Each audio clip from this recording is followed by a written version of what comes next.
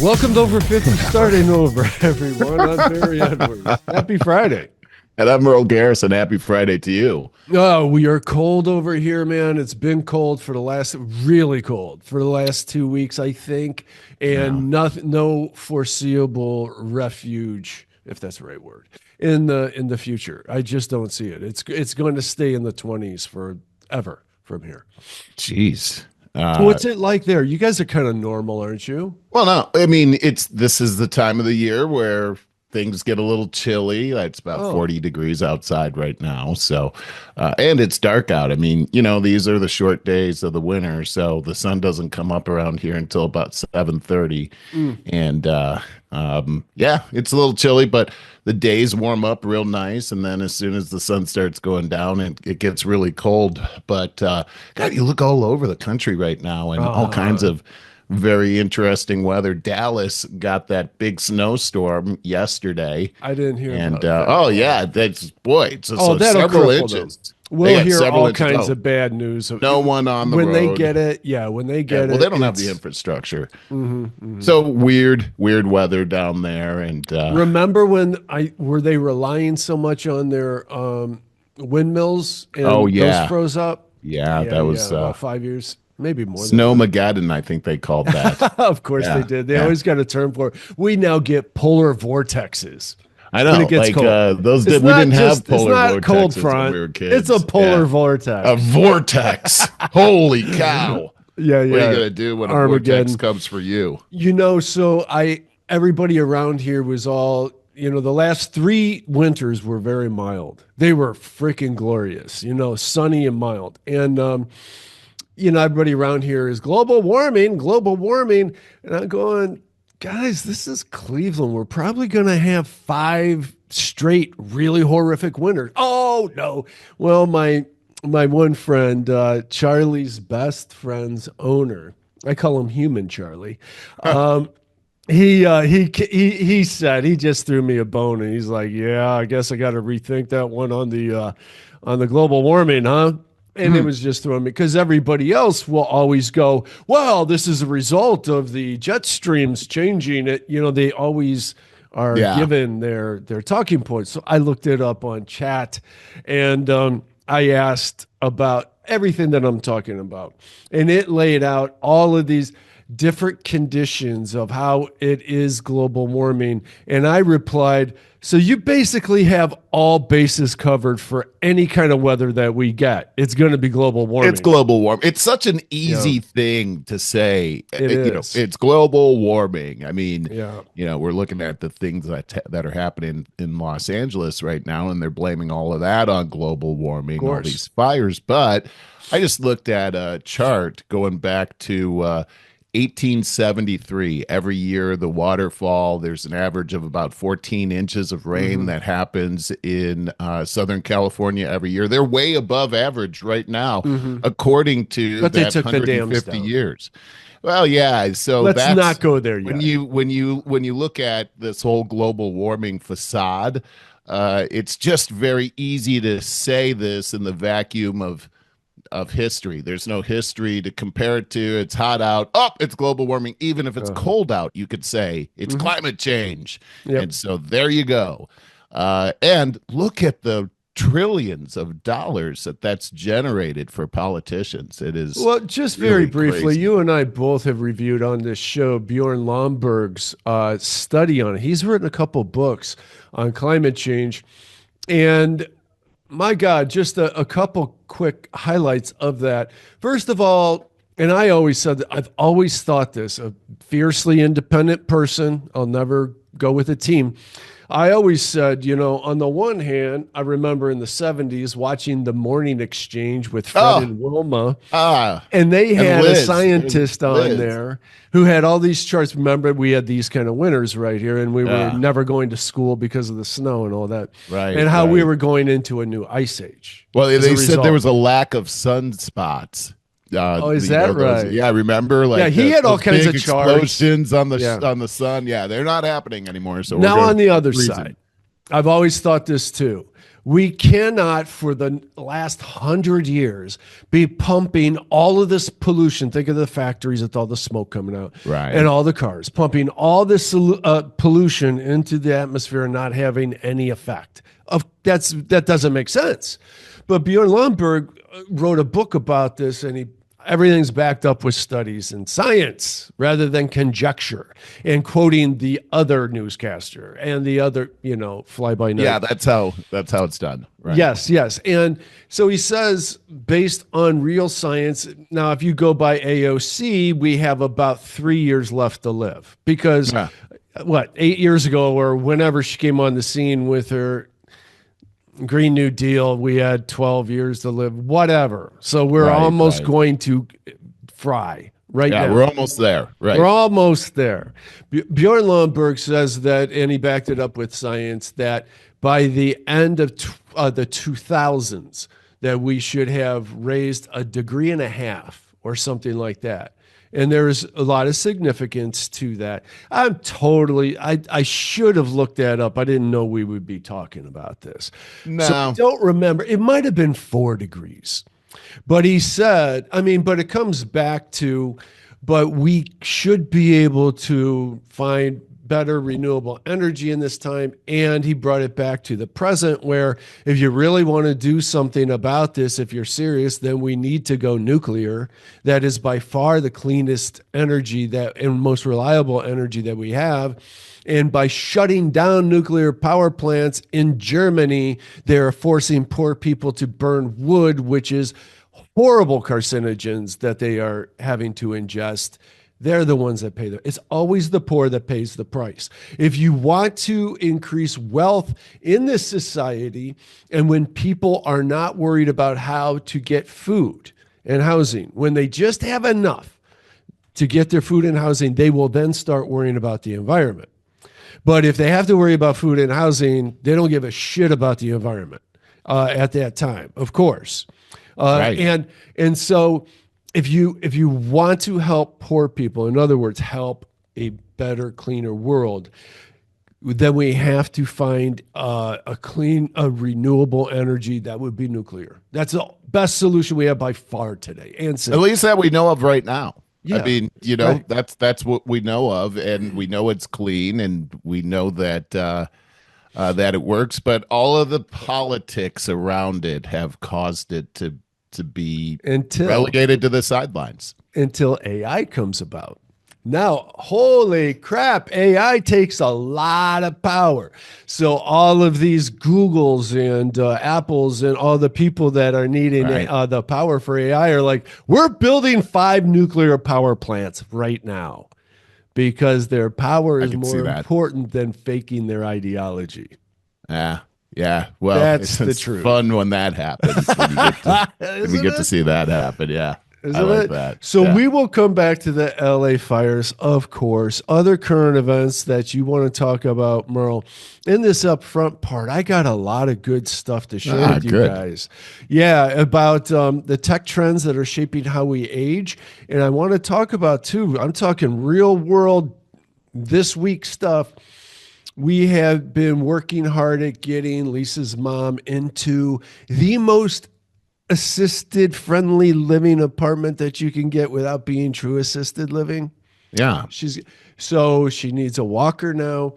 And we learned a lot about that kind of lifestyle for the first time. And I'll tell you straight up, you need a tray. When you have a walker, like we decorated the crap out of this apartment, redid the floors, had the thing painted, put up artwork, got 2 new TVs, all of this 1-bedroom apartment.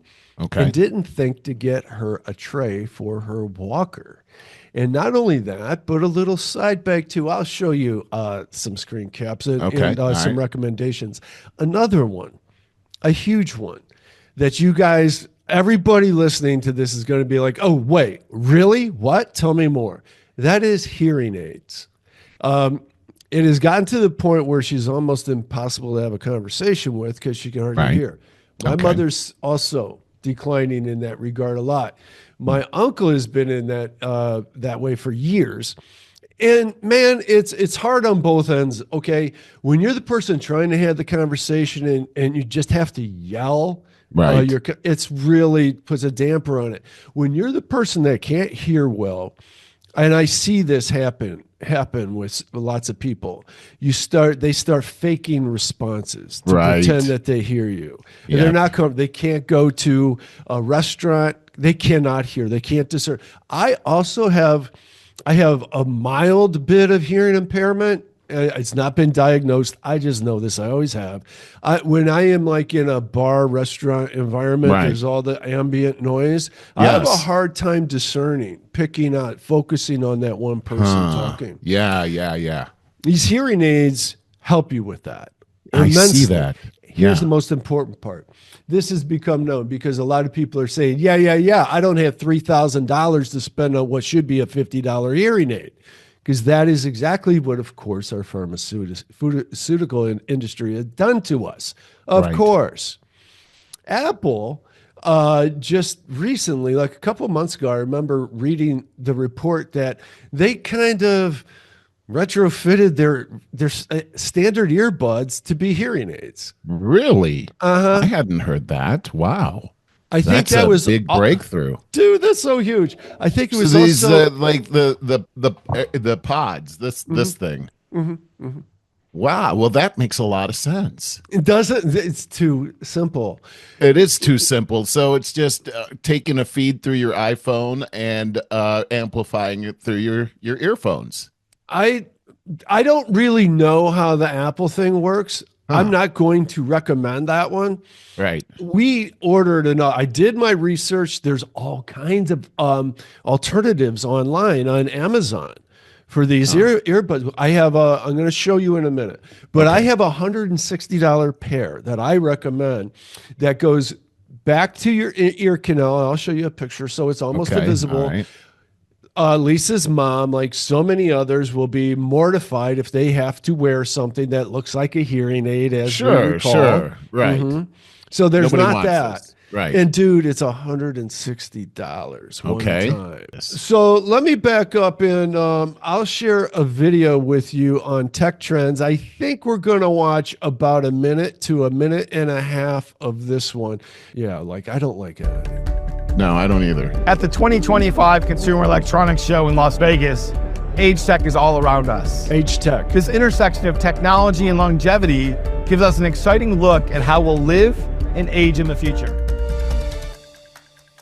First, remaining healthy and being independent is important for people as they age. Wearable devices, like smart glasses, don't just help with sight, but they help people who are hard of hearing too. And for those with mobility issues, there are robotic devices that help people walk. Look at that. Wow. Tech is also keeping people happy and connected. Innovative solutions such as AI-powered smart mirrors act as mental health coaches that can assess mood and offer recommendations. Let's take a moment to cultivate gratitude. AI holograms, and this guy looks familiar. Holograms, dude. And VR platforms offer virtual experiences that help us stay We and knew feel it was connected. coming. Hi, I'm Denise. Technology will be at the forefront of aging, enhancing every aspect of our well-being. Second, while technology isn't curing chronic diseases yet, it improves how we manage them. Really? With over 129 million Americans living with conditions like diabetes or heart disease, early detection and proactive management are crucial. Wearables, from watches to cardiac smart garments, can track vital signs like heart rate, blood pressure, and glucose levels, offering real-time insights for patients and healthcare providers. Remote patient monitoring also allows healthcare providers or caregivers to keep an eye on patients from afar. Look Third, at that. technology is helping. I want to just stress there, we're almost done, but what they showed there, I know most people are listening, they showed an automatic pill dispenser. Dude, we're really struggling with that one right now. Really? How we make sure that Lisa's mom takes the correct pills on a daily basis. Wow. If that's not monitored by a human being as of right now, today meaning, what do you do about that? She could get herself in trouble by not taking something over time or by taking too much of something. Right. Right. And Yeah. how easy it is to forget that. Did I Yeah. take my pills today? Did I not take them? I Yeah. mean, this isn't just an elderly problem. It's hard to remember this kind of stuff with everything else we have going on during the day. We're almost done, like seconds here. Here we go. To spot dementia risk earlier than ever. Studies show brain changes can begin up to 30 years before cognitive symptoms appear. Tools like smart hearing aids, sleep monitoring apps, AI companions make it easier to identify early risk signs. That's good enough. AI companions, and they show a robot dog. It's going to be real. I have a client that has 2 of these robot dogs, and it is really, I don't know how to explain it. I've been on these calls with her where she shows me her dog, and all these things the dog can do. Now there's 2 of them. They're AI, so you can train them. They actually relate to each other. They're cute as I don't know what, but a little bit odd. Well, you know what I mean? Gonna, like, you know what, how dude? odd It's is going to that? take a very short time to get used to that, and then it'll be like, how'd we ever do without this? I can't relate. That's know. the problem here. It's I hard know. to relate to this, but one thing about having a pet is that they don't last that long, and then this is something she's never going to have to deal with these dogs. Important So- point, because my mother, who just had to put her dog down finally a few months back, I know her. She didn't verbalize it, but she's like, no, that's my last dog, because she's 83. She feels decline. 83, man. She doesn't want to bring on another dog and pass away. And there's that burden. I mean, my mother's very, very thoughtful in those ways. But to what you're saying, for all these people in those situations, of course, then there's all these dogs this is that very need good thinking. homes. Right. I wish she would get an older dog myself.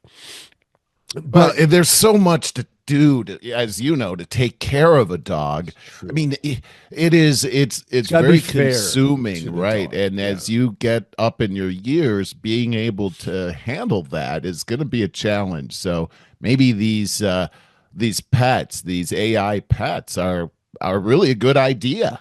I'm sure that they are. They are. Let me just show you a couple of these product recommendations I have for you, and then I want you to take it away with some current events and stuff, okay? Got it. All right, so here is the 16-channel True Hearing Aid, virtually invisible, over the counter, and it's $160.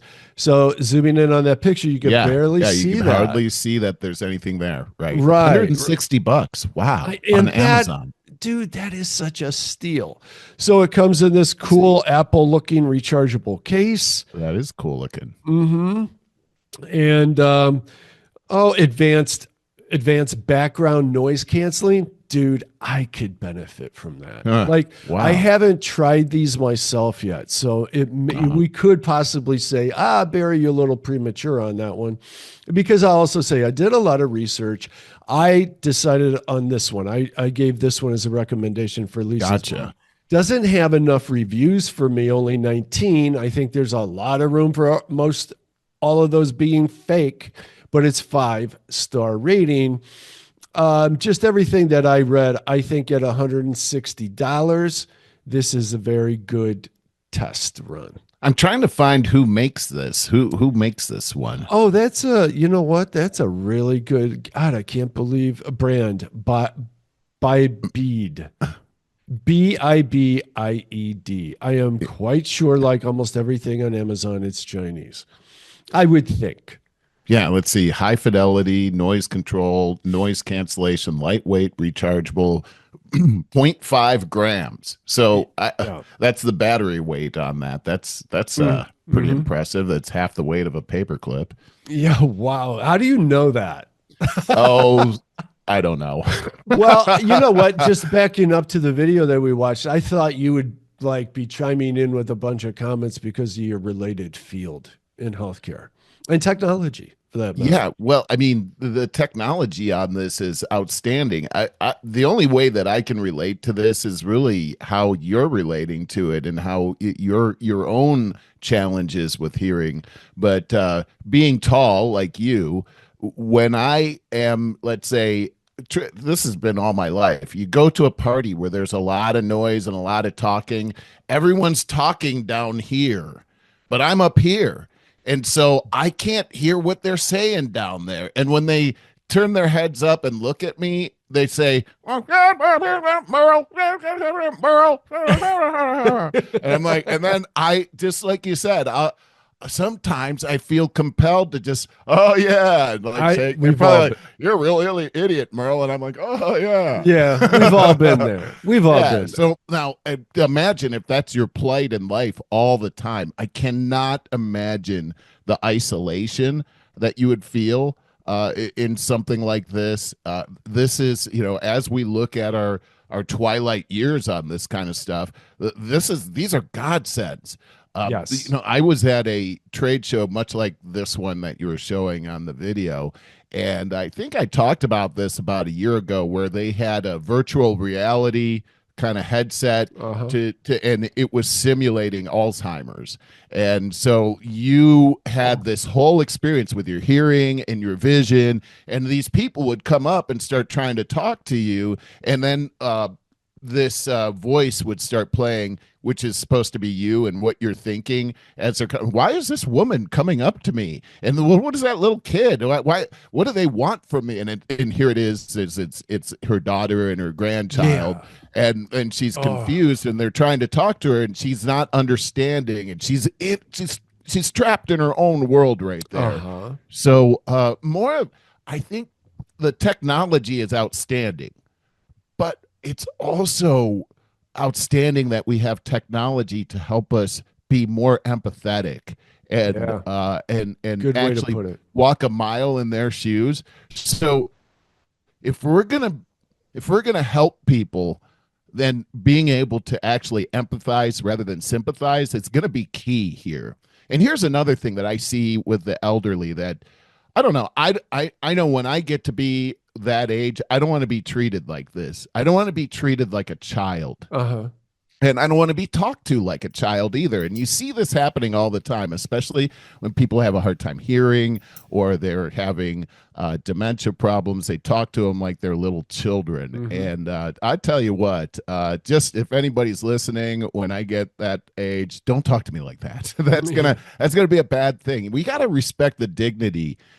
These people are wise. They've built up a reputation over the years. They've worked very hard. They deserve that kind of dignity, I think. And Merle, being able to hear and being able to help your mother-in-law hear is restoring that dignity. And I love that you're doing this. And I love what you and Lisa are doing just to put together this house down the street and everything. Because when it comes to healthcare these days, and you asked me to harp on my own expertise in healthcare, let me tell you, it's the Wild West out there, and you have to take care. You're in charge of your healthcare. The doctor isn't in charge. You might think the doctor is going to tell you what to do. The doctor may tell you the wrong thing to do. You've got to do the studying, and you better have some family around you to help you in case you can't take care of yourself. And that means that as we get older, we better be nice to people, because you never know when you're going to need them. But it's a tough world out there, even at our age. You talked about the hernia operation and having to wait 9 days. Still waiting on the waiting surgery day. We're still young. We're still in the prime. We're getting towards the end of that. But man, when you look in 10, 15 years, having to have issues like that and then just wait. And what if you have nobody to help you through that situation? This is scary, man. There's some scary stuff regarding healthcare. And our infrastructure for healthcare is on the decline. Yeah. We got to do something. I think it's meantime, we got to educate ourselves. I think the pendulum's probably swung as far as it's going to swing. I hope with so. Healthcare. I hope you're right. Yeah, assuming we do get RFK in there, I want to say, first of all, thank you for everything you said. You're spot on, because I'm living this in real time and learning everything that you just said. So I've seen, and I'm close with Lisa's mom, and she says all the time she feels very comfortable talking to me. I'm the soothing voice of the. You do have a very soothing voice. Thank you. You're always very good at that. she has confided in me that she was very scared about going to this new apartment. Sure. And I've been witnessing why, and what you said about the VR headset is exactly, I can see exactly that. She was confused for most of the first evening being there. As we were there, she thought she was at our house. She couldn't wrap her head around the fact that that was her new place and that we were going to leave her there by herself. Wow. Dude, I didn't think that was going to happen. And That's so some tough stuff, man. When you talked about what it would be like using that headset and the muffled voices and the confusion of where you are, your surroundings, and who people are, that translates to one major thing, and that is fear. Fear. Fear is an enemy. Yeah. And so this has been an eye-opener for me. And so the things that we're talking about now, let me just show a couple of final things because this is so important, Barry. This is about putting the control back into the environment so that you can feel safe, regain your dignity, find out how you can regain your dignity. We are bringing in daily outsourced help that teaches her what is the name? Physical therapy. That is teaching her how to maneuver with her walker to do these different things because this is new to her. Yeah. And it's been a quick decline, by the way. Yeah. So after all, as I said before, after all the preparation we did not realize how important just a freaking tray would be. Yeah, what's this tray you're talking about? Yeah, so let's go over here. I'm not on the tray this time. I am on the saddlebag, if you want to call it. It's a side pouch, as it says. Walker Universal. Yeah. Oh, let me back up here for 1 second. I wanted to say about this hearing aid. If you want to find it for yourself, go to Amazon, type in BIBIED, BIBIED, that's the brand, 16-channel true hearing aid, and it'll come up. Okay, so now we are looking at the Universal 5-pocket 11 by 11 inch Walker side pouch. In other words, it's a side pouch for your walker. And very, very handy. Pretty slick looking too. Well, because she's going to be able to put her tablet in there, which is her lifeline, her remote for the TV. In her case, she's one of 2 people in that building that smoke cigarettes, so those are going to go in there. Notice you could put a water bottle there or her coffee. Oh, by the way, I just got her a spill-proof coffee cup. So that when you're on a walker, man, you need that. Oh yeah, can you imagine how bad coffee would go all over the place? So that side pouch is going to be very important. And finally, the tray itself. The tray. And that's the best picture I have on it. But it's a universal. We got the Medline Guardian Walker. And so we got a Medline walker. So we got this flip tray. It's universal, fits almost all of them. And so imagine the coffee going in that recessed area. Right. If you don't have if you don't have one of these, I always have something like this that protects my coffee and tea from spilling. Spill proof. You need that cup there. So, yes. Yeah. So we didn't think about these things until we were done with everything else. She's in the place. She's been in there all week without that tray, without that pouch, without the hearing aid. Right. So next week when she has these 3 things, the world is going to be even better. Now I will say too. So they have a gathering dining hall where she has met a lot. The people here are so nice. Of course. Are they? That's so important. 5-star rating. We did our homework on this, on all these places. I used AI and all of the guns, brought out all the guns to find it. And so she is feeling very at home and at ease now. And I know she's going to start really enjoying herself, especially after we get her these 3 items. I'm so glad to hear that. Now, you said that this is it is as close to assisted living, but it's not. Right. What does that mean? Because that's kind of huge. Yeah. So it's over 55. What do they call it? I think that there is a term for it. But if you guys wanted to look it up, it's in Brecksville, and it is the Chippewa place. Okay. And so it's for people over 55, and but you can. They have a nice staff that's virtually always on duty that keep an eye on everything that's going on. You can bring in whatever level of assisted living that you want, which is what we're doing. We're having people come in a couple times a day for physical therapy and a couple other minor things. There is a girl. This is a good tip too, for all these people out there that may be wondering. I would like a semi-retirement gig. One that's not going to, that AI is not going to take away from me. Well, one that's going to be around for a while is home healthcare assistant.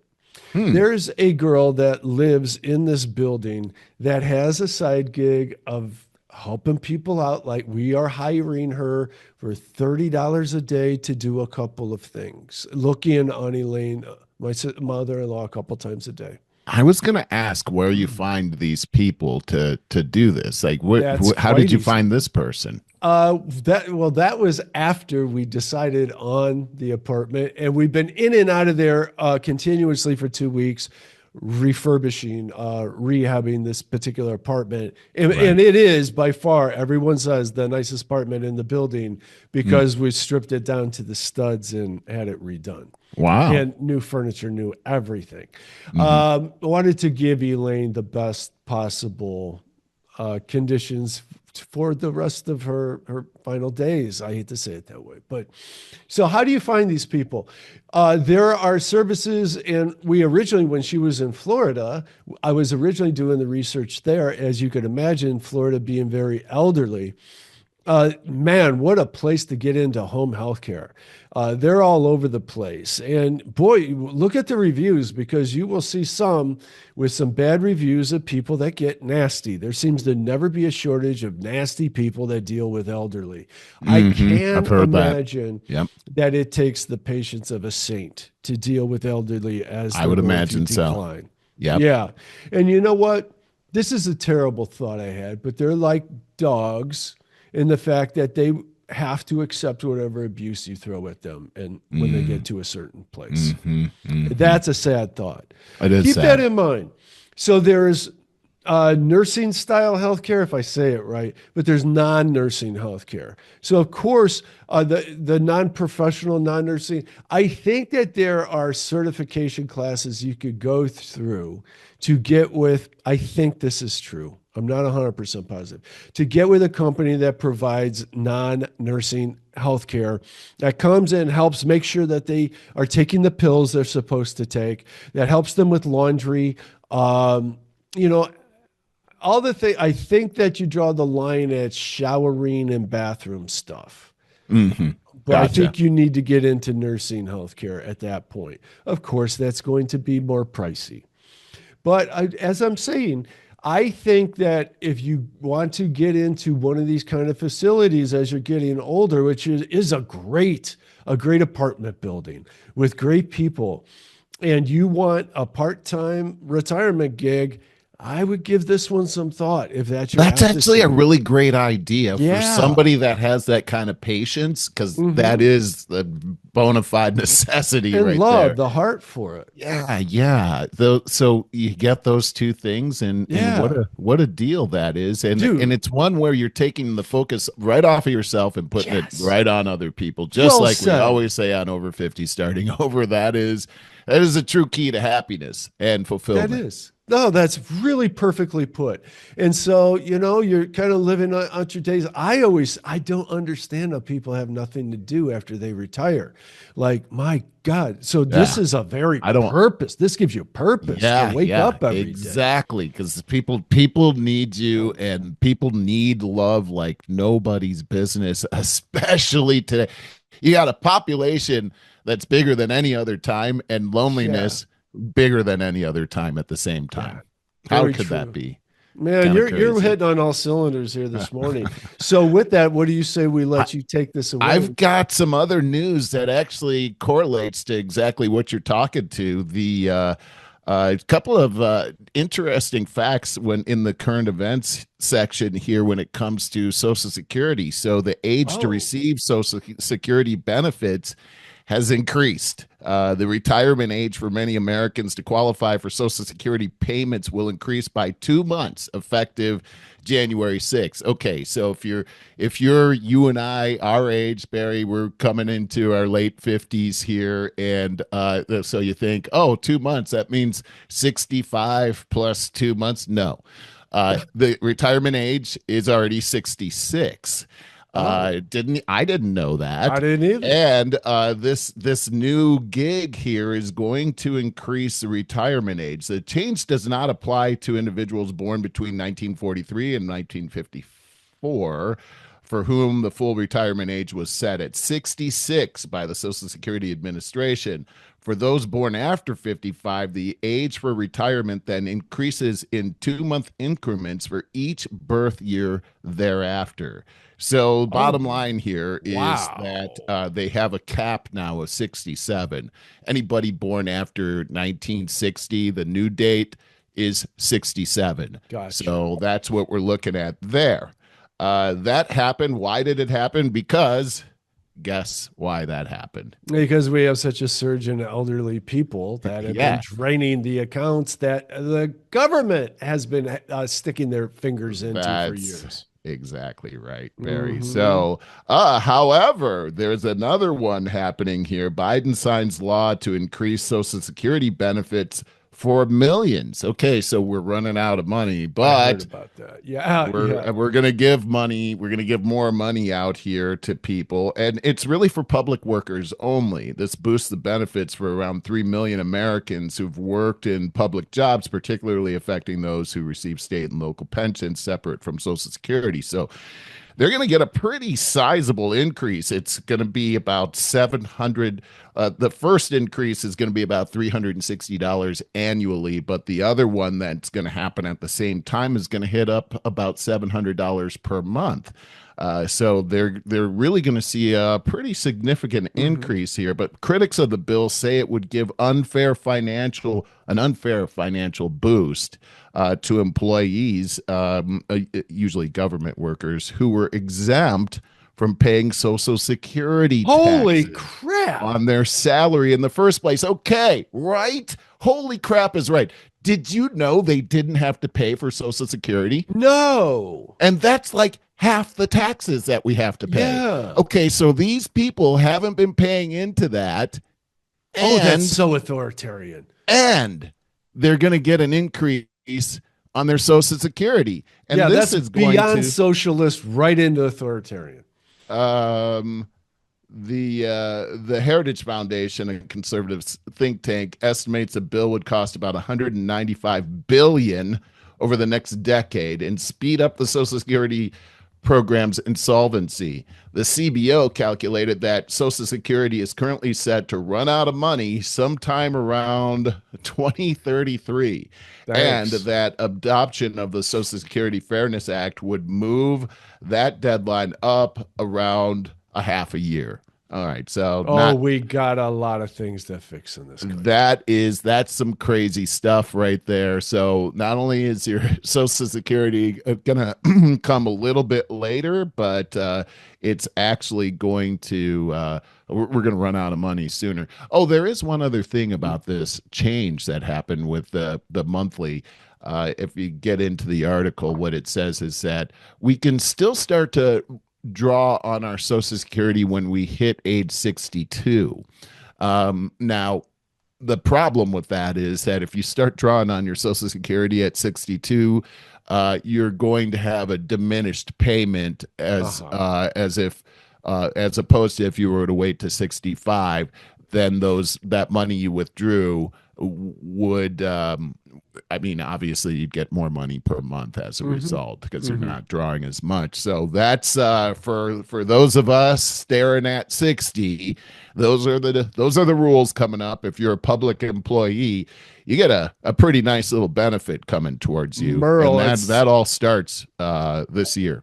It's probably not lost on you that you, me, Lisa's father, everybody we've been surrounded by, our fathers never saw 60. I don't think your father saw 60. No, my father died at 55. Yeah, so. Mine was about the same age. Yeah. Lisa's made is I think her father made it to 62.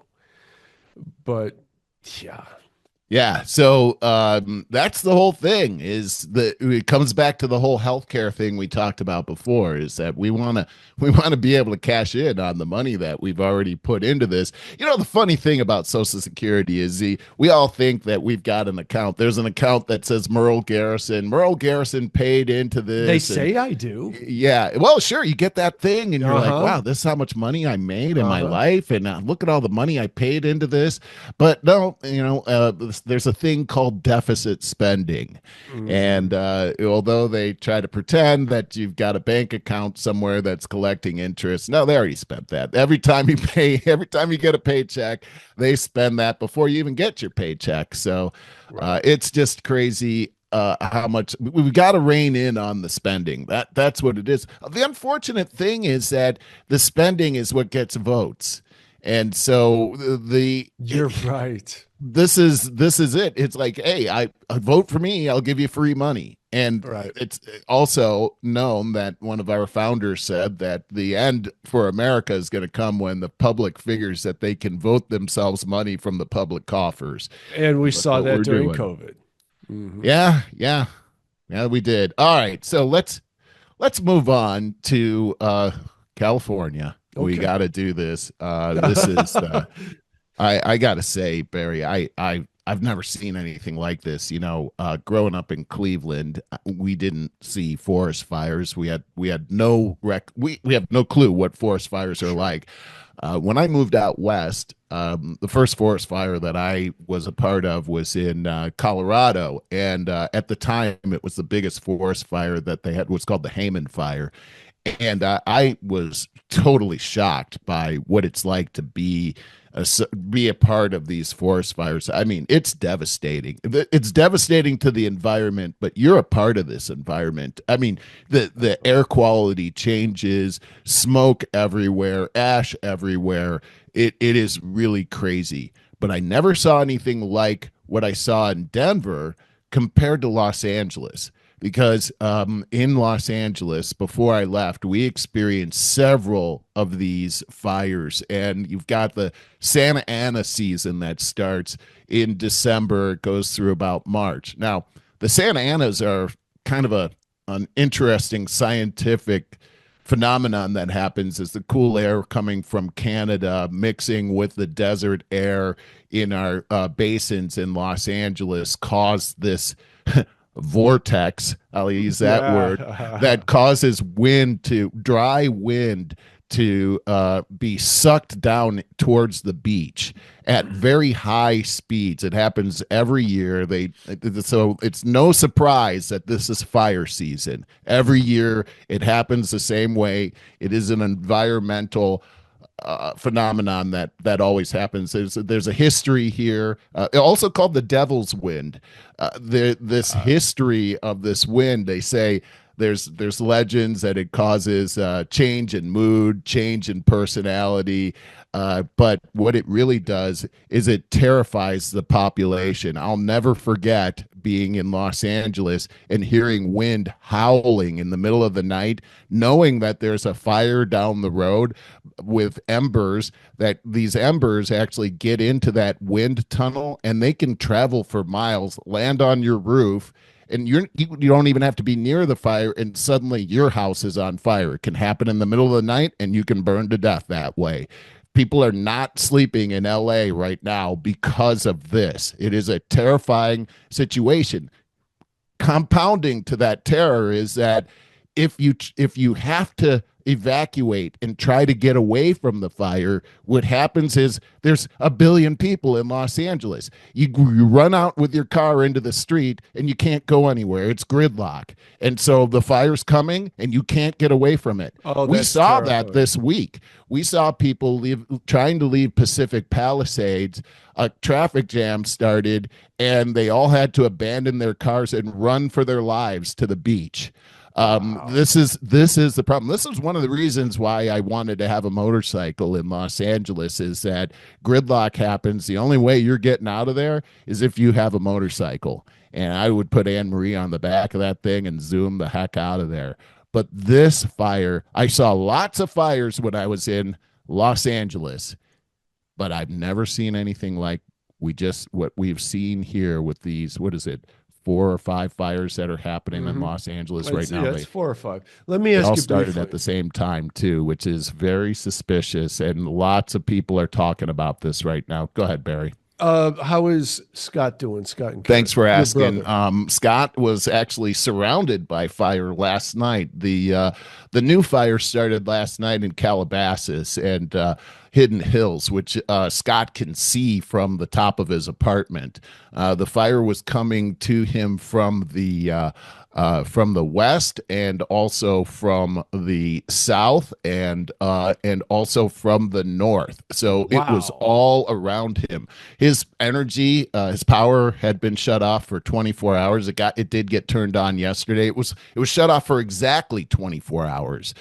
They thought that, it's the fire that shut down, maybe they lost a power line. But when it came on exactly 24 hours later, they got a clue that it was actually the power company that's randomly shutting down power in the area, because the electric company out there is so inept at taking care of their power lines that this is a big part of how fires start in the Los Angeles area. Is these transformers, they spark, and because they're not cleaning up the fuel or the leaves and the dead trees, it's just like a gasoline ready to erupt when these power lines spark. So they're randomly shutting down the energy. Scott's doing great. My kids are doing well now as well. They're in Simi Valley, which is right next door to where Scott is.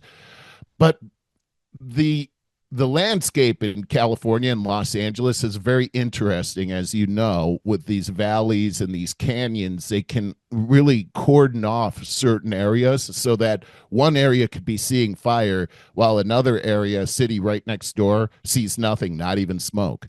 So it is a real interesting environment there. Now, didn't the Maui fires start exactly in that way, a transformer? I'm not exactly sure, Pretty sure. And they're not sure how these fires started in California. A lot of talk of arson. There is a lot of talk of arson. The Pacific Palisades, first off, this is very emotional. I've been very emotional over this because I'm seeing all these areas that I love, that I spent a lot of time with my wife and my kids and my brother. All these places that I loved, places that I would go hiking or riding my motorcycle or hanging out at the beach, just driving around and enjoying, are gone. I mean, they're just gone. Barry, you came to visit me a few years ago in Los Angeles, and we went to this beautiful park, Will Rogers, and we rode our bicycles down to the pier. That park and across the street from that park where we parked, that's all burnt down. All of that area is all burnt down now, up to the Santa Monica Pier. It is crazy. The city of Santa Monica is threatened. These fires are not contained yet. They are still going on. And I'm telling you, these fires, you talked about arson. We don't know. But there's a lot of talk about these smart meters that are on these houses that have lithium on the inside. And we know that the lithium batteries, it's almost impossible to put those fires out. When you take a look at whole neighborhoods that are all 100% of the houses are leveled to the ground, and all that's left is the foundation, nothing left at all. I've never seen anything like that, Dude, Barry. are you saying that lithium batteries are a huge accelerant? Is that what you're saying? Yes. Have you seen these Teslas that catch on fire and they can't put the fire out? It's because of the lithium battery that's in there. You can't just pour water on a lithium fire and have it go out. It's going to keep on burning. It's like white hot. These things, lithium can be used as a weapon. Now, if you have a battery on the side of your house that catches on fire, you're not going to be able to put that out, and it's going to burn your house down. And it kind of looks like, if you take a look at the drone footage of these neighborhoods where the entire neighborhoods are wiped out, and every one of these houses has a smart meter on them, you got to investigate this. It's something that you need to look at. Secondly, I think the number one thing we have to look at is the lack of preparedness for this fire. As we mentioned earlier, this happens every year, and every year is worse than the previous year.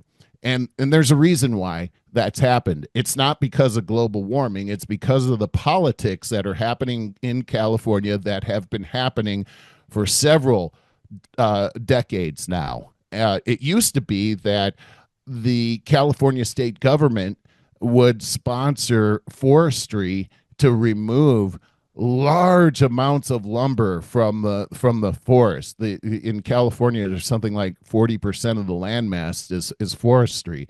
And so it's very important that this had been done. In fact, even the Indians, before the Western culture came in, were doing controlled burns. Mm-hmm. Well, because of the environmentalists in California, they stopped doing those controlled burns because of protection of different animal life, so they say. There are thousands and thousands of dead trees in the forest right now that have not been harvested as they were before. So what you have here is you've got really all kind of fuel just piled up for decades in these forests. Oh, sure. So that is a tinderbox waiting to go, and every year it keeps adding more fuel. That's why these fires keep getting bigger and bigger. Now, you also have to take a look at the water supply in California. And Trump has been talking about this for years, even on the campaign trail. He talked about the fact, I used to see this all the time, Barry. When I would drive from Los Angeles up into the San Francisco area, you have to go through this area, through Bakersfield and everything, through a very rural area of California, and there's all these signs as you go through about water and about politics. The farmers have put these signs out saying that they're being strangled out of water, and that this water is being diverted from their land, right, fresh water coming from the mountains right into the ocean. And so they're losing their livelihood as a result of this. And Trump talked about this during the campaign trail.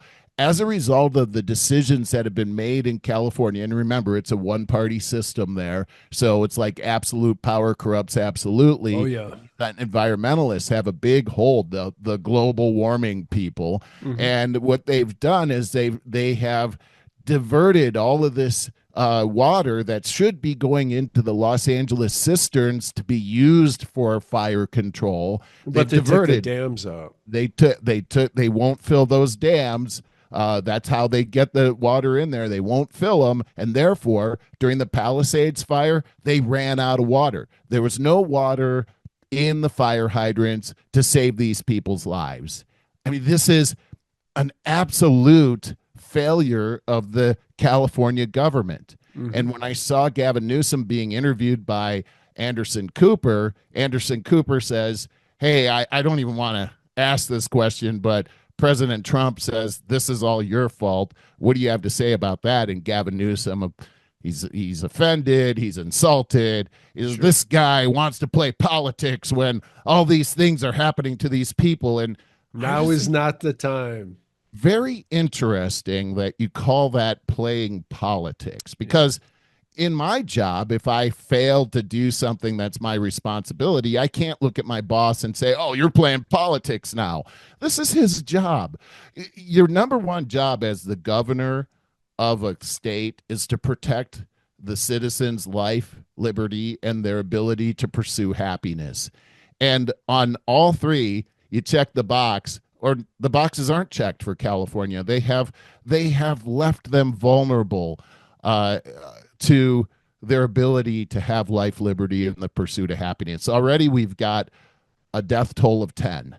I think that's going to be exponentially expanded as they start to go through these houses. After you look at this, it looks like pictures of the firebombing that happened in Japan in World War II.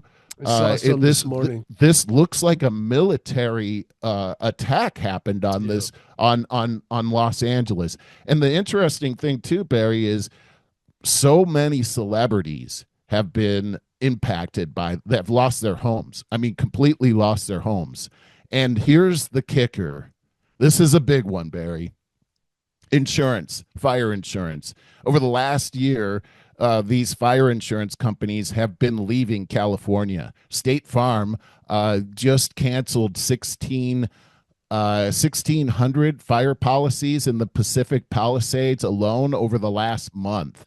The reason that they canceled their insurance, and many other insurance companies have fled California as well. There's a couple of things that are going on. One is the environmental factors that they have neglected, and these insurance companies have actuaries that calculate risk. The risk level is super high in California because of those factors, not because of global warming. They can see exactly what the people in charge have not done, and that's why they're pulling out. Number two is that there's a law in California that they just overturned, but the law is regarding reinsurance. And reinsurance is something that the fire insurance companies use to protect themselves during a catastrophic event. So we'll take a look at the Pacific Palisades fire. That one alone, they're saying, has caused $50 billion worth of damage. $50 billion. And now the insurance companies are on the hook, right? Well, they don't have $50 billion in their back pocket, so they actually have to get insurance. Well, California would not allow the insurance companies to pass along the cost of reinsurance to their customers. Therefore, it was upside down for the insurance companies, and they had to bail, leaving all of those people vulnerable. Well, coincidentally, just less than a month ago, all these people's policies got canceled, and boom, the biggest fire in California's history, maybe even in the country's history, happens only a few weeks later, while the mayor of Los Angeles is on some luxury vacation in Ghana, Africa. This looks terrible, and the citizens of California have to start to think. I've talked to my family about this. When are you going to leave? This is very, very dangerous for you, and you can see that these people don't care whatsoever. And this is really going to be a big change, because would you, if you lost your house over there, would you rebuild in an environment like that where they don't care, where the leaders forfeited your ability to have insurance? And by the way, the insurance that's there has already quadrupled in price. Homeowners insurance has skyrocketed over the last year. People can't afford to live there anymore. And now with this happening, it looks like the mass exodus is only going to intensify. Okay, I don't blame people for leaving, but that means that people in California are going to take their California money, and they're going to come into states like mine, and they're going to drive up the housing prices everywhere that they go. And they're going to bring their politics, their broken down politics with them. And they already destroyed this state. It is destroyed right now. I don't know how it's coming back, but these people need to be held accountable for what they've done. I'm tired of hearing all of the arrogant rhetoric about how great California is coming from Gavin Newsom. He caused this to happen. That's why I left the state 3 years ago. And I would encourage anybody else to get out of there. This has been driving me up a wall. As I see the ungodly amount of press on this, and it made the Maui fires look like a footnote. It did. And because these are celebrities and all of that, and they're all taking their turns getting in front of a camera op on that. But it's the blaming of Newsom and what's the mayor's name? Is it Bossy? Mayor Karen Bass. Bass, yeah. I'm seeing all of the blaming on them and their the vitriol directed at them now that this has happened. And it's exactly like what the Canadians just did with Trudeau. And now there's all these heroes on their cell phones calling him names and all that. You voted this in. You wanted this. Right. He told you his policies and you said, yay, this is exactly what we want because we're better than everybody else. Right. And so now you blame him.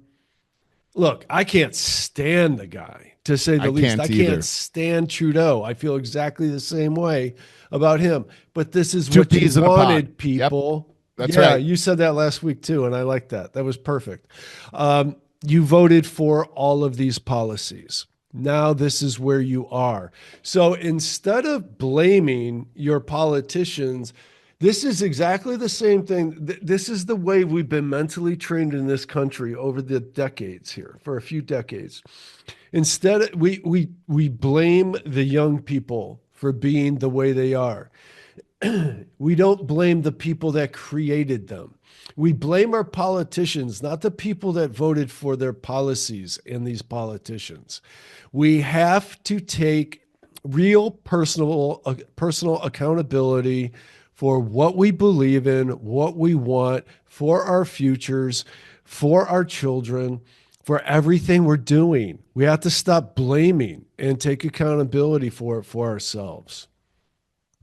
What I am seeing too is how the press has coddled the people that are responsible and will not follow up with questions that the public needs answers to.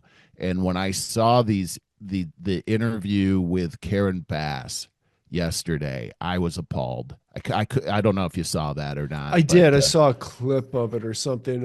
As you said, she was on vacation and she deflected that one immediately. Well, one of the things that was asked was, look, we were in Pacific Palisades and we saw people, good Samaritans that were directing traffic. We saw people, citizens trying to help one another out. But during that time, we watched the neighborhood burn down and we didn't see one fire truck. Mm-hmm. Tell me, why was there a lack of preparedness for this? And her response was that, look, there's going to be an investigation later. Right now, I'm concentrating on saving lives. And I think that was an extremely incompetent answer. I don't think that would make anybody get a warm fuzzy in Los Angeles. Certainly, as a person that has family there and had lived there before, it infuriated me that was the response, that you're going to focus on saving lives now, but your job is actually to focus on saving lives before the catastrophe happens. Yeah. And by the way, you're accountable to us. You work for us, not the other way around. And when we ask you a question after we've lost life, liberty, and happiness, and maybe our family members, you better freaking answer that question, because we need an answer.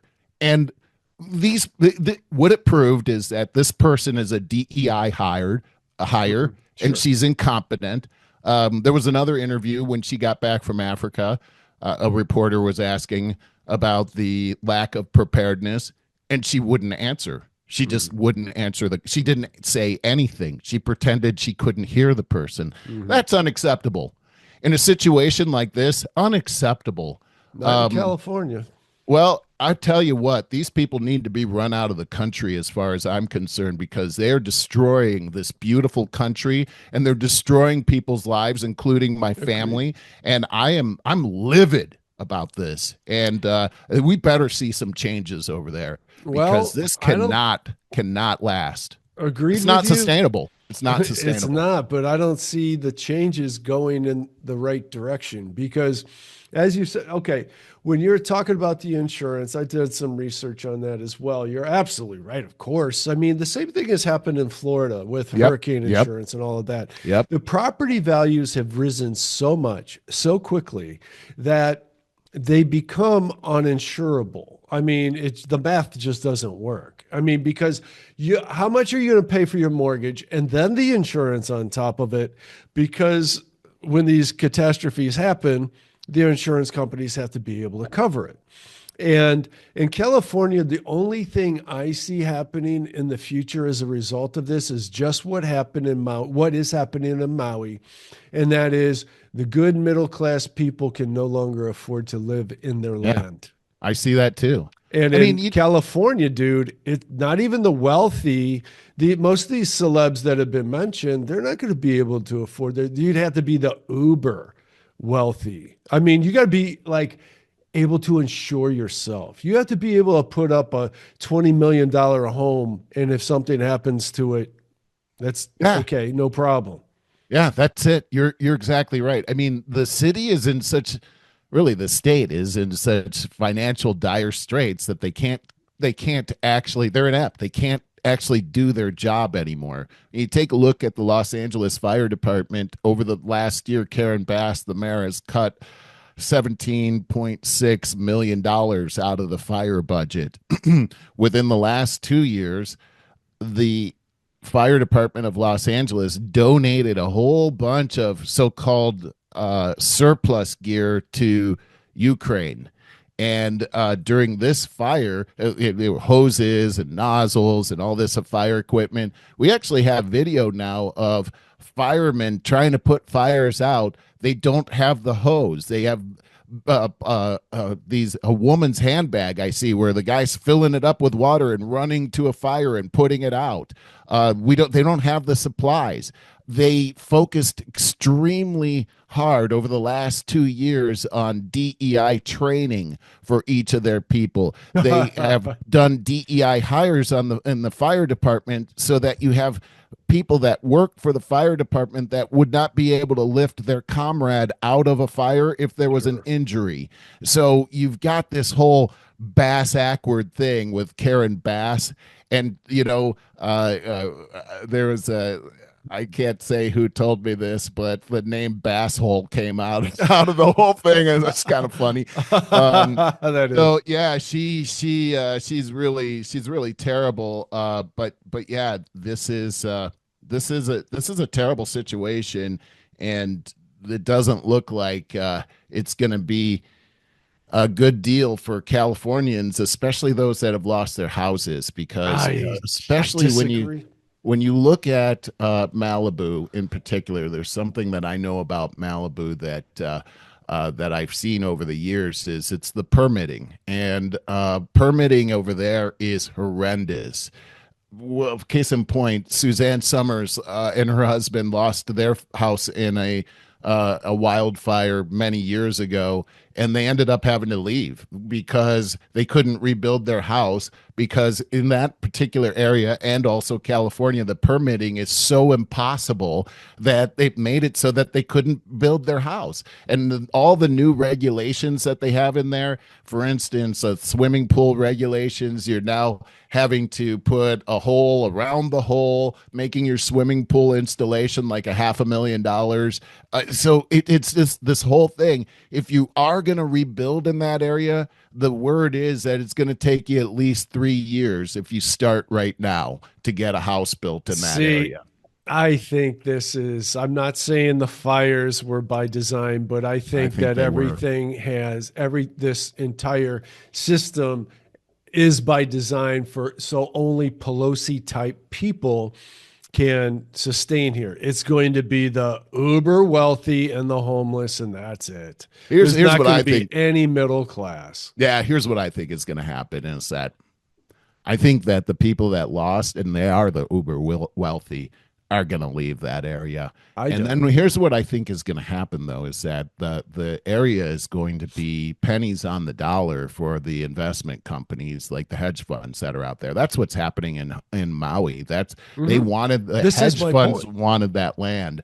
So they are going to grab that land. So yeah, they're going to rebuild that land. They're going to be able to bypass those regulations and everything because they're the ones that make the regulations, and then they'll move in whoever they want to move in there. It's not necessarily going to be the people that are there right now. That's what I'm saying. So I'm in agreement with you, but I think the people that lost their houses are going to get the royal treatment on this, and I mean that in a bad way. They're going to lose, and the people that are going to win are the globalist apparatus that's out there, which is the hedge funds, which has already been buying up all that property in that area. Anyhow, I was a victim of that. So we're going to see this, and that's what happened in Florida. That's what's happening in Maui. That's what happened in North Carolina as well. I mean, all of this is extremely fishy, and I don't think we've seen the end of it. I don't either. Merle, where would you like to go from here? My only other current event stuff had to do with that Shawn Ryan show that we had talked about. I think that's a significant story. Okay. I have notes on it. I didn't want to go too deep on it because I think people would be a little overwhelmed with it. But briefly, and you go ahead and jump in. Yeah, so Shawn Ryan put together a show. We talked last week about, so this is really a follow-up to the show that we did last week where the guy went to blow himself up at the Trump Tower in Las Vegas. And I had my notes here. I don't have here it is. The guy's name, I'm pulling it up right now. Matthew Livelsberger. So there was a That's the guy that blew himself up. Yeah. And so what we were saying last week is it's awfully strange that the details are awfully strange here, because what we heard was that this truck pulls up and within 15 to 20 seconds, the explosion happens. Then we find out that the person shot himself in the head before the explosion. And we were asking the question, like, well, why would you shoot yourself in the head and then blow yourself up? That doesn't make any sense. And it's kind of funny, really. It is, actually. And not only that, we found out that the gun that was used was a 50 caliber. The bullet that comes out of a 50 caliber is like that big around. I mean, that's not going to just blow your head off. That's going to blow away everything behind you as well. That's like a cannon. And so he would have shot his head completely off, and then somehow maybe he had it on a timer. I don't know. But this guy, and what is the guy's name that got the letter? Do you have that in front of you? Yeah, Sam Shoemate.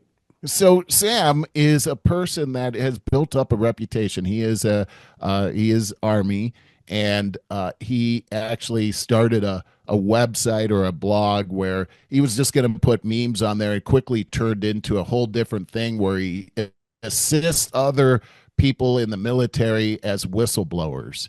And so he's built up a big trust factor within the Army. So people come to him and they know they can trust him with this information. So this guy gets an email the couple days before, or maybe the day before New Year's, and it's saying in the email that he's a Green Beret. He puts out all of his credentials so the guy knows he's legit. He's a specialist in counterterrorism. He did a lot of work in Afghanistan, and he's saying, I got some information that I got to give to you before the end of the 31st. Well, they never actually get together. And then the guy realizes he was sent this information from the very guy that they say blew himself up.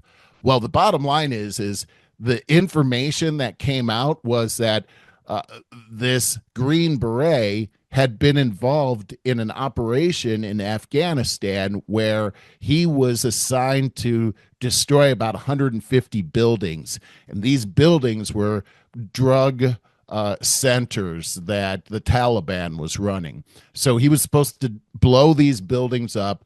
He says that he blew up about 65 and was told to stand down because they found out they were blowing up civilians. Well, the UN came and determined that these were war crimes, and somehow the U.S. military was able to sweep this under the rug.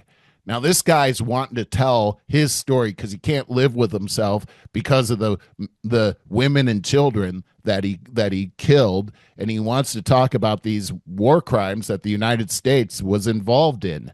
Meanwhile, he's in also 2019. I don't know if you yes, 2019. Yeah. Meanwhile, he's also a drone specialist, and he wants to blow the whistle on these drones that we had seen on the East Coast. He's saying that these drones are an anti-gravitic technology that only the United States and China has. They looked up what this technology is, and all they could find was it's sci-fi, but there seems to be a monocle of truth to this whole thing. He's saying that these drones are actual CCP drones that can carry an unlimited payload, and that they could be above the White House any minute, and it's checkmate.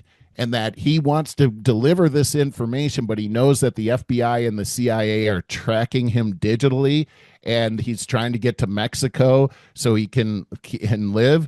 And the next thing you know, he's blown himself up in front of this hotel. And he assured them that, didn't he? Oh. Yeah, they found his passport was the one thing intact in this Cybertruck that had this massive explosion. And that showed his name and all that. But his DNA did not match his son's. The body that was found in the truck, the DNA did not match his son's. Well, the interesting thing about that is that it looked like the military was trying to make it look like he was distraught because he had just found out that his son wasn't his son, so he did this. But that smells like a skunk to me. Sure, and we all know that these darn cars can drive themselves too. Now, there's some theories that came out of the Shawn Ryan Show on what this could possibly be. One is that this Green Beret could still actually be alive, and that he actually put that body in there, knowing full well that the Tesla, being bulletproof, really wouldn't injure anybody when the car blew up, but really just trying to draw attention by putting this in front of Trump Tower and Elon Musk's car so that people would pay attention to these potential war crimes, and also information about these drones. The interesting thing was the information came across on this Green Beret Signal account to this gentleman that handles the website, and his Signal account changed after he supposedly blew himself up, meaning that he probably went into it himself and changed it because he's still alive. We don't know if that's the case or not, but it could also have been that the military or the CIA and the FBI or both had caught up to him, killed him, put him in the car, and blew him up, and just made up this story to go along with it. I think the first story sounds more likely because of the fact that his DNA didn't match, and also that his body was unrecognizable, and also the whole hokey story about shooting himself in the head and then blowing himself up. Yeah. That's the really weird part. If I was looking at articles, there was one article that came out, and it's the FBI. Let's see if I have this here. The FBI was saying, this is actually really interesting. I read this story on NTD News, which is a pretty reliable source for me. And they were talking about fragments of a letter that they found in the car. And it was interesting because fragments of the letter that they had actually matched up to the letter that was sent to this guy that was on the Shawn Ryan Show. But not the part about the crime and the potential war crimes, just segments from that letter that didn't incriminate the United States Army or the military. I don't remember that part. That was in the podcast? No.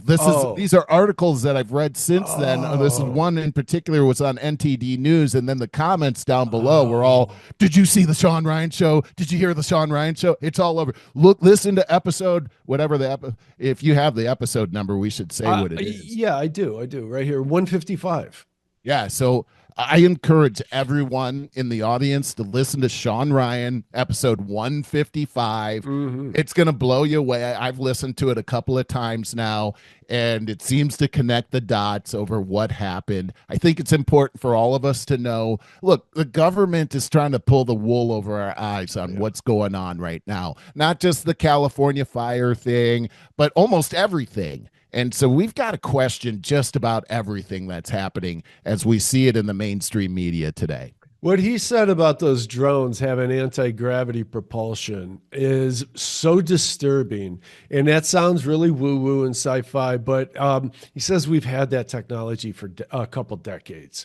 He says that only China and the U.S. have that, which, really? We have that? I mean, this is pretty crazy to think. And then you think about all these so-called, what do they call them, UATs now, or U8, whatever they're called, but UFOs that are moving around like they're anti-gravity. So, does this explain what we're looking at, and where did we get that technology? He says that, and it seems apparent, we cannot intercept them, and they can carry an unlimited payload, which means nuclear.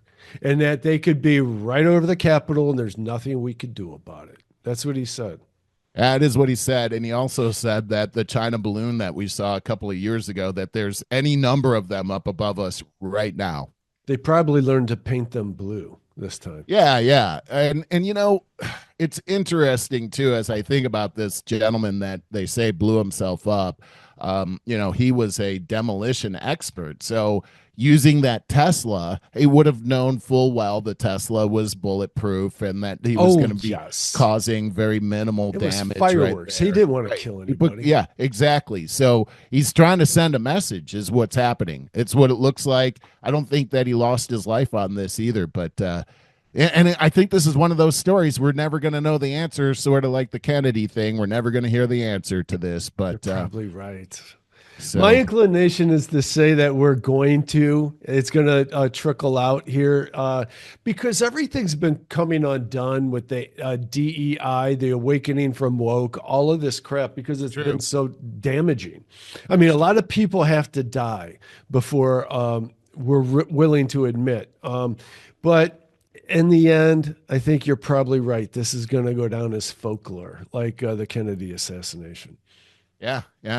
Oh, and okay. So moving along, Trump is going to be sentenced today I forgot by about Judge that. Marchand. And this has to do with the Stormy Daniels story here, and that somehow he had used campaign finance money to pay off this woman, so for hush-hush money over their sexual tryst.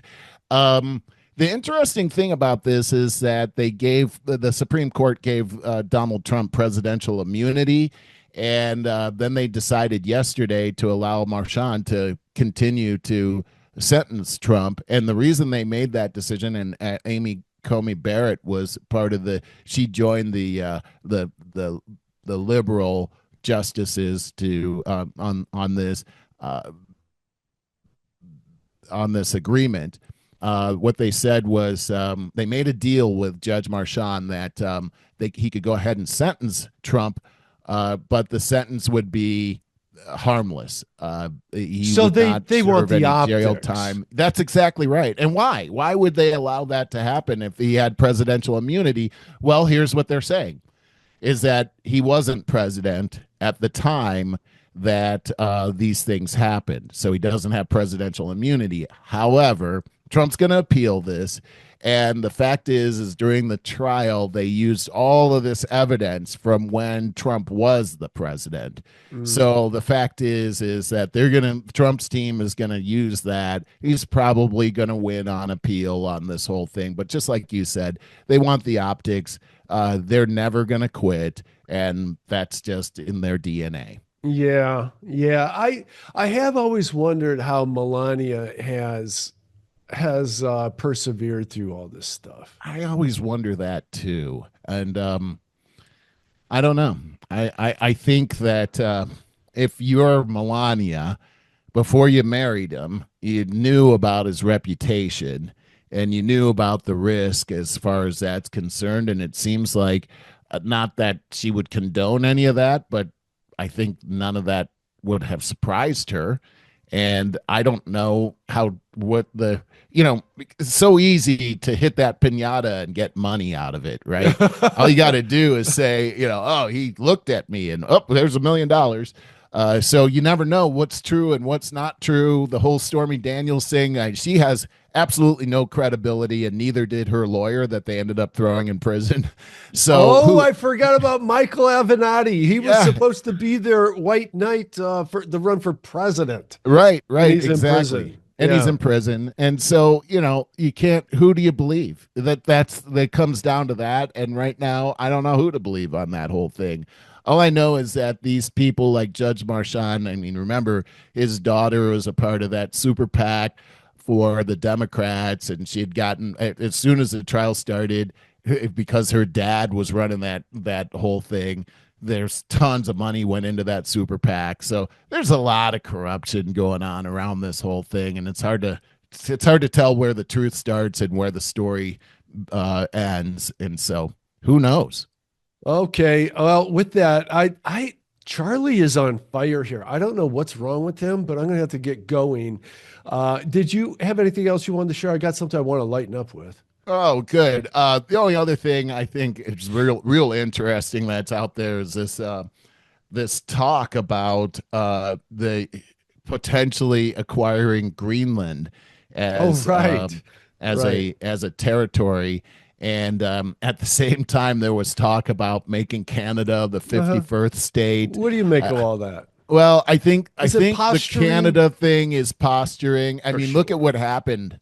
Trudeau ended up resigning. I think that was the ultimate goal on that. And it worked like a charm. Yeah. So you got both borders, southern and northern here. Sheinbaum under control now. She says, because of the tariff threat, she's not going to let these illegal immigrants cross from her southern border, and the stay in Mexico thing is going to happen under Trump. That's beautiful. I didn't know this. That's cool. Yes. Goodness. And I love the way that it was handled too, because Trump started talking tariffs. Sheinbaum started saying, "Oh, you're going to tariff me? I'll tariff you." Well, that's like, that's no threat whatsoever.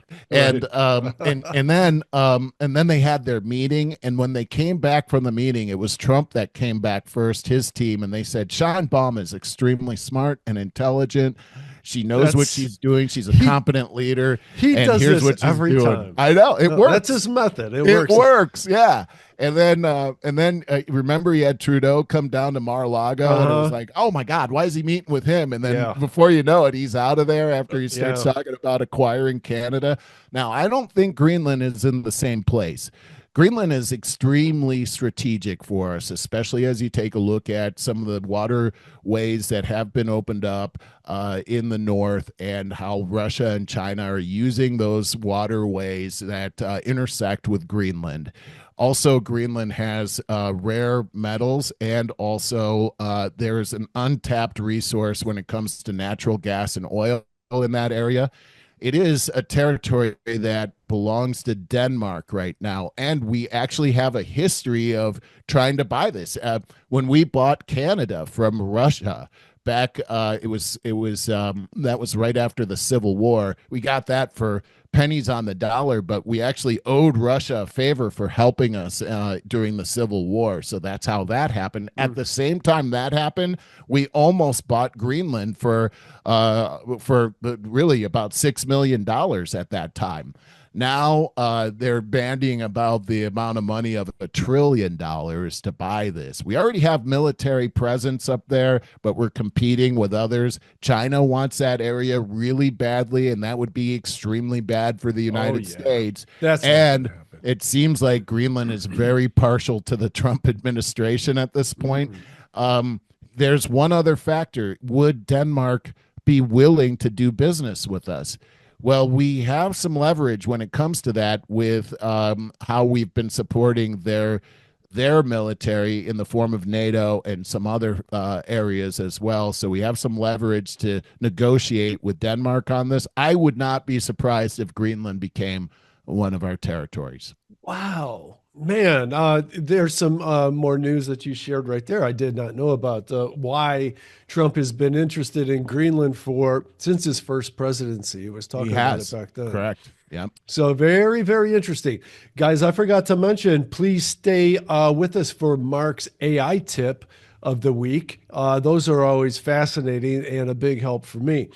Right now, I want to lighten up with a really good feel-good story for the holidays. We're out of the holidays now, but at Christmas Eve, we had this missing dog that returns home. On Christmas Eve, he rings the doorbell at 2 a.m. This is in Green Cove Springs, Florida. Yeah, this dog was a 4-year-old German Shepherd Husky mix.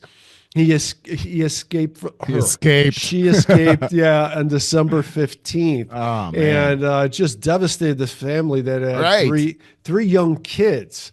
And so they had put out flyers. They had the whole neighborhood looking for this dog. Turns out this dog did an impressive 20-mile loop during her time. And at 2:30 in the morning on Christmas Eve, let's see if we can. After disappearing for 9 days, Athena found her own way home early morning on Christmas Eve. Hi, you are currently being recorded. She rang It was the about doorbell. 2:30 a.m. and she came pawing at the door, ringing the doorbell, which was Christmas Eve. And then that morning, I woke up to she had made it on everybody's camera. She's like, I think it's her. I think this is her. 4-year-old German Shepherd Athena got loose on December 15th.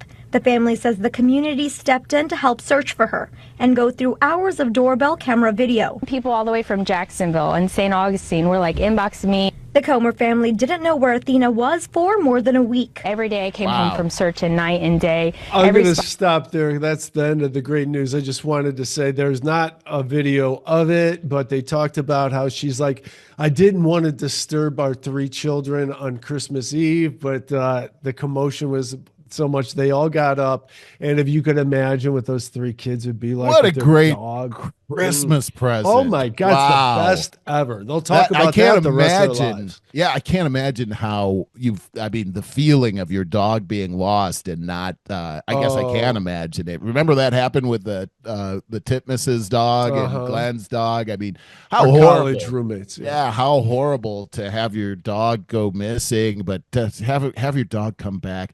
You know what, Barry? That reminds me of one day my daughter, when I was living in Los Angeles, gave me a call to say, Dad, I found this dog. Can you help me to find his owner? I made up these flyers. It was this cute little white poodle. And so I ran out to meet her, and we put these flyers all over the neighborhood. And then we were just hoping that somebody would see the flyer. And about 2 hours later, we got a phone call from the people that were desperately looking for their dog. And it was a mom and dad, and they had 2 kids, and that reunion that Hallie and I got to experience where the dog was reunited with the kids and the wife and husband. And here Hallie and I are just like so joyful with this family that we helped them out and everything. It was just, that's the best. It was glorious. It was glorious. One of the greatest things I got to do with my daughter too. So, that's awesome. Yeah, that whole thing about dogs and losing them and having them come back, it's almost like heaven on earth. It really is. A dog like Charlie with Lisa and I, he makes us a family. For sure. I understand what you're saying. Yeah. So it's the best. Guys, please sign up at Over 50 Starting Over to get all this to your email box as it happens. Subscribe at YouTube, like and share, please. Sign up at Apple Podcasts, give us a 5 Apple rating, and Spotify. You got both audio and video at your fingertips as it comes up. I'm sorry, were you going to say something right there, Merle? I was, but I totally forgot what I was going to say. So I'll just say sayonara. This was a good show, Barry. I really enjoyed it too. It goes by really fast as always. Stay tuned for Mark's AI. Hope to see you guys next week. Hey there, Over 50 Starting Over friends. Mark Tennant back with you with your AI tip of the week. This week, we're going to have some fun. 1-800-CHAT-GPT. And yes, it's a thing. What it is and how it can help you. Well, OpenAI, the makers of ChatGPT, over the Christmas holiday year in 2024, they had essentially what was their 12 days of Christmas, where they released 12 different products in 12 different days. Well, on one of those days, they released 1-800-CHAT-GPT, and it offers all the benefits as it does on a computer or a phone, but on your telephone. You can call anywhere in Canada and the US. Again, that's 1-800-242-8478, 1-800-CHAT-GPT. It offers 15 minutes of service for free, and it works on any phone. It even works on a rotary phone or a push-button phone, believe it or not. And it's really good in case you don't have an internet connection, or maybe you're on a road trip and having fun with family and friends. So speaking of that, let's go ahead and just try this thing out. I'm going to go ahead and already got a program here in my phone. Hello again. It's ChatGPT, an AI assistant. Our conversation may be reviewed for. How can I help you? Hey, Chat, it's Mark, and I'm doing an AI tip of the week for my over 50 starting over friends, and I want you to say hello. Hey, Mark. Great to hear from you.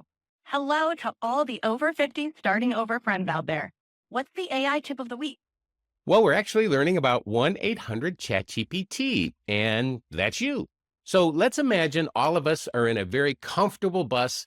We're vacationing and we're driving from Cleveland, Ohio, and we're halfway between Cleveland and Erie, PA on I-90 heading east. And all of a sudden, we notice a bunch of grapes being grown all over the countryside. What's that all about? You're in wine country. Those grapes you're seeing are likely part of the Lake Erie wine region, which stretches along the southern shore of Lake Erie. This area is known for producing a variety of wines, thanks to the favorable climate and soil conditions. It's a beautiful and tasty part of your journey. So we're actually heading up to upstate New York. Will there be wineries between here and all the way through upstate New York, possibly? Absolutely. As you head towards upstate New York, you'll pass through more wine regions. The Finger Lakes region in New York is especially famous for its wine production, particularly Riesling. So you'll have plenty of opportunities to explore wineries and taste some great wines along the way. Cheers to that journey. So there you go. 1-800-CHAT-GPT. Great for hands-free assistance. Good for technical support if you're having a problem with a gadget and you don't have access to a computer right away. Language translations, homework help, a study buddy maybe, weather updates, cooking tips and recommendations. Use it. Try it out. It's absolutely free. 1-800-CHAT-GPT. So the website is marktennant.net. And if you want to get a hold of me, the email address is mark@marktennant.net. I answer all of my email. So until next time, keep refining your prompts. Use ChatGPT, 1-800-CHAT-GPT. Keep learning and keep always using AI. Take care.